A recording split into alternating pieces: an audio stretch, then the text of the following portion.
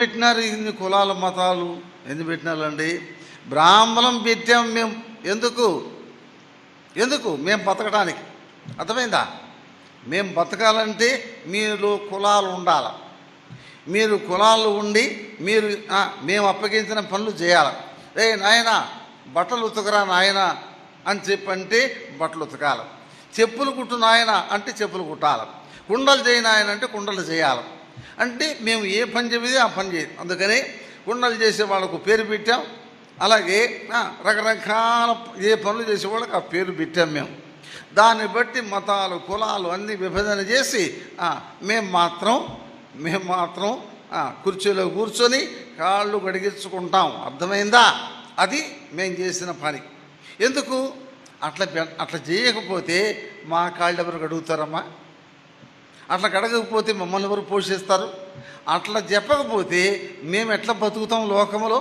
కనుక మేము బతకాలంటే వీళ్ళందరినీ కూడా మనుషుల్ని డివైడ్ చేయాలా. డివైడ్ చేసి ఆ కులం ఈ కులం వాళ్ళ ఊళ్ళోకి రావచ్చు, వాళ్ళ ఊళ్ళోకి రాకూడదు, వాళ్ళు ఎక్కడ ఉండాలి ఇక్కడ ఉండాలా అని చెప్పేటప్పటికి దిక్కు లేకుండా అయిపోయింది. అయితే దేవుడు మొట్టమొదట రెండే కులాలు చేశాడు. రెండే కులాలు. ఏ కులం?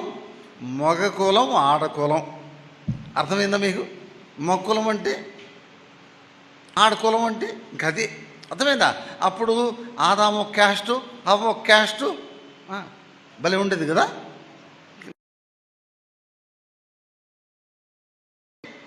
ఒకే క్యాస్ట్.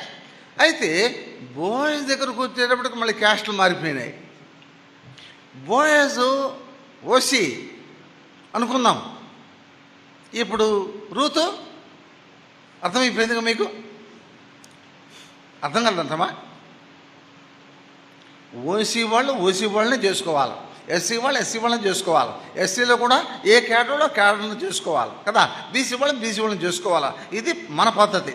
కానీ రూతు బోయజ్ లేక పద్ధతి ఎట్లాంటిది అంటే వాక్యానుసారమైన పద్ధతి. వాక్యానుసారమైన పద్ధతి అంటే మోయాబీడు కానీ యూదుడు కానీ హెల్లెనీయుడు కానీ దేవుని దృష్టిలో సమానం. అందుకని అందరూ మారు మనసు పొంది అందరూ రక్షించబడితే భక్సింగ్ గారు ఏం చెప్పాడు తెలుసా? భక్సింగ్ గారు చెప్పాడు. ఏం చెప్పాడు చెప్తాను వినండి. Every believer